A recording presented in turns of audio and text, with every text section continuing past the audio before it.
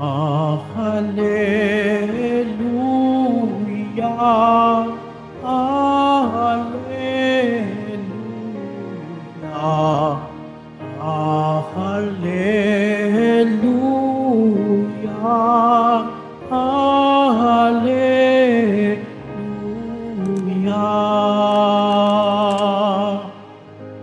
Amang Diyos ni Jesu Kristo,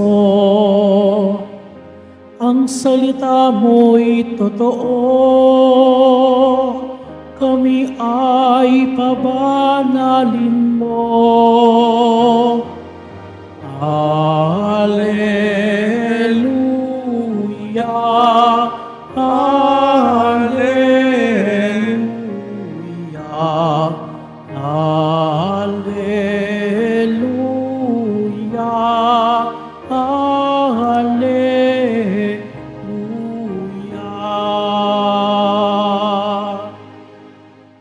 Sumainyo ang Panginoon. At sumaiyo rin. Ang mabuting balita ng Panginoon ayon kay San Lucas. Papuri sa iyo, Panginoon.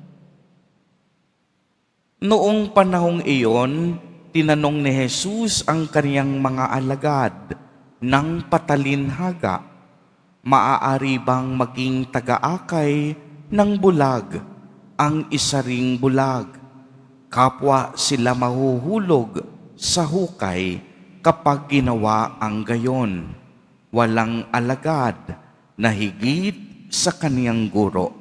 Ngunit kapag lubusang naturuan, siya ay magiging katulad ng kaniyang guro. Ang tinitingnan mo'y ang puwing ng iyong kapatid, ngunit hindi mo pinapansin ang dahilan sa iyong mata. Paano mo masasabi sa iyong kapatid, "Kapatid, hayaan mong alisin ko ang iyong puwing," gayong hindi mo nakikita ang dahilang nasa iyong mata? Mapag-imbabaw, alisin mo muna ang dahilan sa iyong mata at makakakita kang mabuti. Sa gayoy, maaalis mo ang puwing ng iyong kapatid. Ang mabuting balita ng Panginoon. Pinupuri ka namin, Panginoong Hesukristo. Magsiupo mo na po. Magandang umaga po sa inyong lahat, mga kapatid kay Kristo. Sa lahat po ng ating mga taga-subaybay sa iba't ibang online platforms at sa lahat ng ating mga kadiboto sa iba't ibang panig ng Pilipinas at maging sa buong mundo kung saan tayo ay naaabot ngayon ng ating live streaming. Mapayapang umaga din po sa inyong lahat. Purihin at dakilain natin ang ating Panginoon, ang mahal na poong Jesus Nazareno. Mga kapatid kay Kristo at mga kadiboto, malugod po namin kayong tinatanggap sa Basilica Minor at Pambansang Dambana ni Jesus Nazareno. Ngayong araw na ito ay ating ipinagdiriwang ang banal na pangalan ng ating pinagpalang Birheng Maria.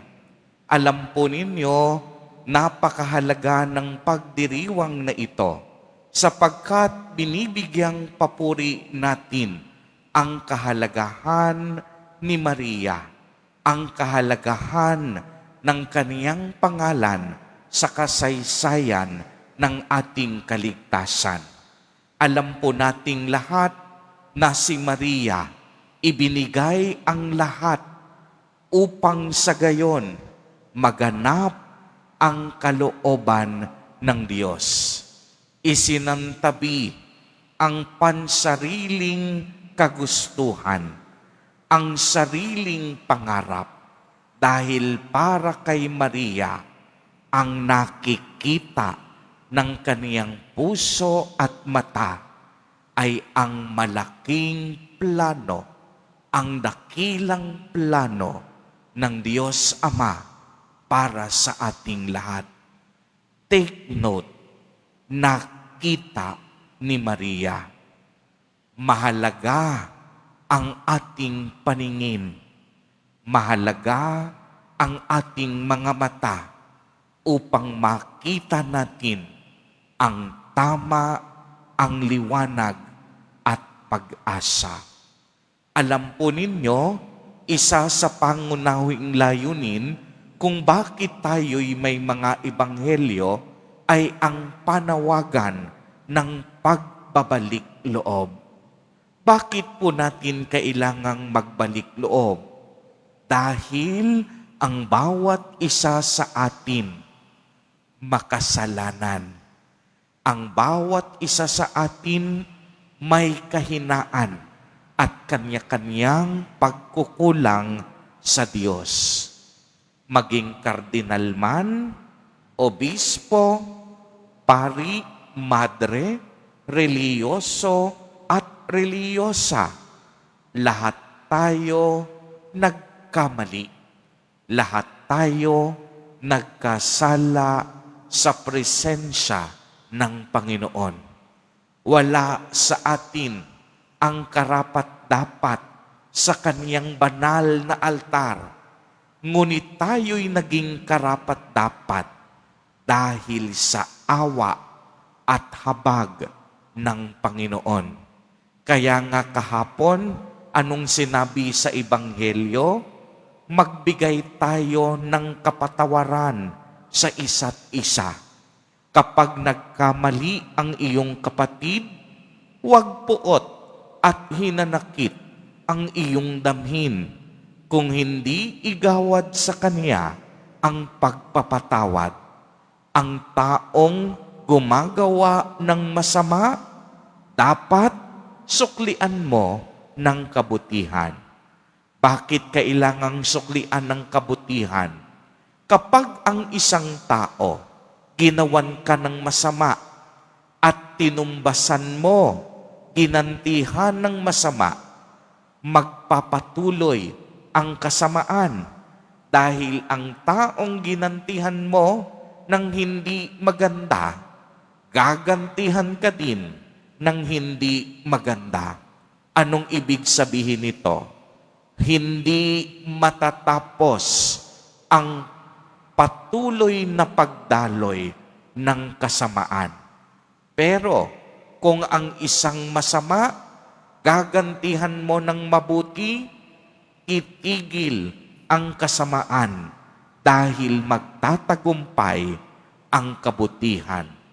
Anong ibig sabihin nito? Mahalaga ang kapatawaran. Tayo ay inaanyayahan ni Jesus Nazareno na magpatawad upang hindi magpatuloy ang kasamaan. Alam po ninyo, sa pagpapatawad, hindi lang ang taong ating pinatawad ang unang nakikinabang, kung hindi tayo mismo na nagpatawad dahil lumalaya tayo sa mga poot, hinanakit at sama ng loob na itinatanim natin sa ating mga puso. Kaya nga anong sinabi din sa ating ebanghelyo, huwag mong tingnan ang dungis ng iyong kapwa habang hindi mo nakikita ang sariling dungis sa iyong mga mukha. Anong ibig sabihin? Bago tayo maging mapanuri, bago tayo maging mapaghusga sa kamalian ng iba, tignan din natin ang ating mga sarili dahil tayo din may kahinaan at pagkakamali. Hindi sinasabing huwag nating i-correct ang ating mga kapatid at hahayaan na lang natin sila sa kanilang pagkakamali. Anong sinasabi dito? Hayaan muna nating linisin ang ating mga sarili bago natin linisin ang puwing ng ibang tao. No? Hindi sinabing hindi tayo kikibo sa pagkakamali ng ibang tao at hahayaan natin silang magpatuloy na magkamali. Sinasabi dito na magbalik loob tayo at akayin din natin ang ibang tao sa pagbabalik loob sa Diyos. Patawarin natin ang ating sarili, magpatawad tayo sa iba upang maakay din natin ang ibang tao sa pagpapatawad. Gumawa muna tayo ng mabuti sa ating mga sarili at sa iba bago natin sabihan ang ibang tao na gumawa din ng mabuti. Hindi natin pwedeng sabihin sa ibang tao na gumawa ka ng mabuti samantalang ikaw ay nabubuhay sa kasamaan. Linisin muna natin ang ating kadumihan upang sa paglilinis natin sa iba ay wala na tayong anumang kapintasan. Mga kapatid kay Kristo at mga kadiboto, napakagandang paalala sa ating lahat. Bawat isa sa atin may kani-kaniyang kahinaan at karupukan. Bawat isa sa atin may pagkukulang at nagawang kasalanan. Subalit, hindi dapat ang lahat ng bagay natatapos sa paggawa ng kasalanan.